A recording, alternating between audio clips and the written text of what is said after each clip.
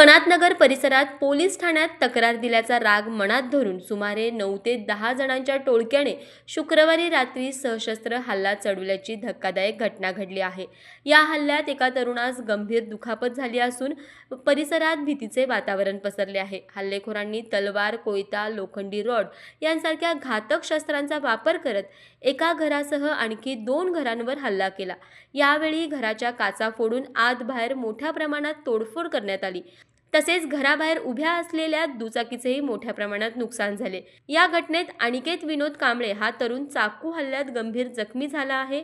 या प्रकरणी मनीषा विनोद कांबळे वय वर्ष 32 यांनी शाहूपुरी पोलीस ठाण्यात फिर्यादी दिली असून पोलिसांनी 9 जणांविरुद्ध गुन्हा दाखल केला आहे। घटनेची माहिती मिळताच पोलिसांनी तातडीने घटनास्थळी धाव घेत परिस्थिती नियंत्रणात आणली। दरम्यान हल्लेखोरांचा शोध घेण्यासाठी विशेष पथके रवाना करण्यात आली असून पुढील तपास सुरू आहे।